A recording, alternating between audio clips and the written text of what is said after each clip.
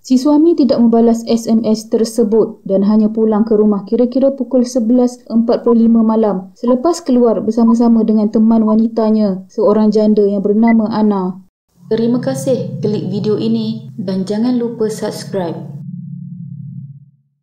Pada 1 Mac 2007, seorang suri rumah dihadapkan ke Mahkamah Magistrate Balik Pulau kerana didakwa membunuh 2 anak lelakinya dengan menjerut mereka menggunakan wayar seterika pada bulan Februari 2007. Rosniza Ibrahim, 30 tahun, dari Kuala Kurau, Perak, menghadapi 2 tuduhan membunuh anak-anaknya di rumah nombor 7216 Taman Indah, Lebuh Batu Maung 8, Bayan Lepas pada 18 Februari 2007. Dia didakwa membunuh Muhammad Alif Hakimi, 6 tahun, pada jam 11 malam di rumah tersebut, manakala Muhammad Alif Hazimi, 2 tahun, kira-kira 15 minit kemudian di tempat dan pada hari yang sama. Tertuduh yang tiba di perkarangan mahkamah dengan van polis pada 8.50 pagi didakwa menurut Seksyen 302 Kanun Keseksaan yang membawa hukuman mati mandatori jika sabit kesalahan. Rosniza yang berbaju T biru muda berseluar panjang hitam serta berkacamata dibawa masuk ke kandang tertuduh pada 9.07 pagi untuk mendengar pertuduhan terhadapnya. Tertuduh yang tidak diwakili peguam tidak menunjukkan sebarang emosi ketika pertuduhan dibacakan oleh jurubahasa mahkamah tetapi dilihat menganggukkan kepalanya beberapa kali. Tiada sebarang pengakuan dicatatkan selepas pertuduhan dibacakan dan Timbalan Pendakwa Raya Abdul Razak Musa memohon kepada mahkamah supaya tertuduh dihantar ke Hospital Bahagia Tanjung Rambutan untuk pemantauan dan laporan psikiatrik.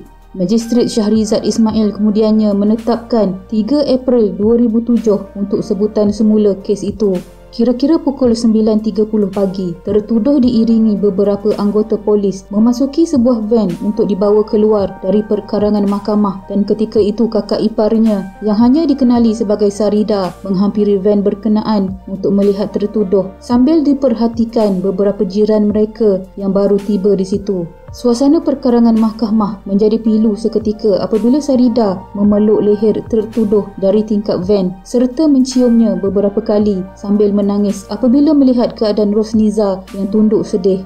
Tertuduh dilihat berkata sesuatu kepada kakak iparnya itu dan sempat memohon maaf serta mengirim salam kepada ibu mertuanya yang tidak hadir di mahkamah. Suami tertuduh Idris Saidin, 28 tahun, yang baru saja memasuki perkarangan mahkamah dilihat duduk bertinggung sambil menutup sebahagian mukanya dengan tangan apabila melihat van yang membawa isterinya beredar.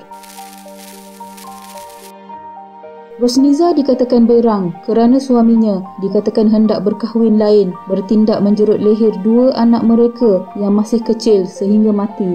Dalam kejadian kira-kira pukul 11 malam itu, suspek yang berusia 30 tahun dipercayai menjerut leher 2 anaknya, Muhammad Alif Hakimi, 5 tahun 7 bulan dan Muhammad Alif Hazimi, 1 tahun 5 bulan ketika mereka nyenyak tidur.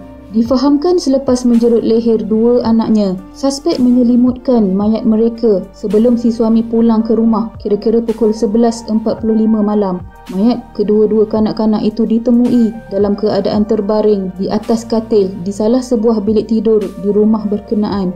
Menurut Ketua Polis Daerah Barat Daya, Superintenden Hatta Mak Zain, sebelum kejadian, tertuduh dikatakan menghantar khidmat pesanan ringkas SMS kepada suaminya sambil mengugut hendak membunuh 2 anak mereka jika si suami yang berusia 28 tahun itu enggan pulang segera ke rumah. Bagaimanapun apabila SMS itu tidak berbalas, kemarahan si isteri semakin tidak terkawal lalu menjerut leher 2 anaknya hingga mati di rumah mereka di flat Taman Indah, Lebuh Batu Maung, Bayan Lepas. Si suami tidak membalas SMS tersebut dan hanya pulang ke rumah kira-kira pukul 11.45 malam selepas keluar bersama-sama dengan teman wanitanya, seorang janda yang bernama Ana. Sampai di rumah, si suami terus masuk tidur dan tidak mengetahui apa yang telah terjadi kepada 2 anaknya itu. Kejadian itu cuma disedari oleh seorang jiran keesokan harinya setelah tertuduh memberitahu yang dia telah membunuh kedua-dua anaknya.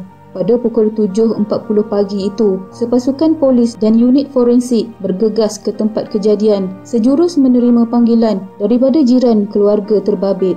Difahamkan suami tertuduh yang bekerja sebagai pemandu lori hanya mengetahui 2 anaknya dibunuh sewaktu polis tiba ke rumah berkenaan untuk menangkap si isteri. Ekoran kejadian itu, polis kini menahan tertuduh dan suaminya bagi membantu siasatan kes bunuh berkenaan. Mayat 2 beradik itu telah dibawa ke Hospital Pulau Pinang untuk bedah siasat. Pada 30 Julai 2010, Rosniza Ibrahim dibebaskan oleh Mahkamah Tinggi Pulau Pinang setelah didapati tidak bersalah atas tuduhan menjerut leher 2 anak lelakinya sehingga mati kerana berada dalam keadaan tidak sedar dan menghidap penyakit kemurungan serius ketika melakukan perbuatan itu 3 tahun lalu. Rosniza bagaimanapun diperintahkan oleh Hakim Datuk Muhammad Zaki Muhammad Yassin menjalani rawatan mental di Hospital Bahagia Hulu Kinta, Perak selama yang diperkenankan oleh Yang di-Pertuan Negeri Pulau Pinang. Hakim Muhammad Zaki dalam penghakimannya memutuskan demikian setelah berpuas hati bahawa tertuduh tidak menyedari perbuatannya itu disebabkan keadaannya yang tidak waras dan tidak mengetahui dia telah melakukan kesalahan di sisi undang-undang. Menurutnya, mahkamah turut menerima keterangan pakar perunding psikiatri forensik Hospital Bahagia Dr. Rabaiyah Muhammad Saleh yang memberitahu bahawa Rosniza telah mengalami tekanan perasaan yang kronik dengan fasa kemurungan serius. Beliau berkata pakar tersebut yang merawat Rosniza selama 2 bulan pada 2007 juga menjelaskan bahawa mereka yang mengalami penyakit ini berkecenderungan untuk membunuh diri sendiri dan orang lain. Di samping itu, mahkamah mengambil kira keterangan suami Rosniza, Idris Saidin, yang mengesahkan isterinya itu seorang yang penyayang, tidak pernah menyeksa atau mencederakan anaknya sebelum itu, serta selalu menolong menjaga anak-anak jiran.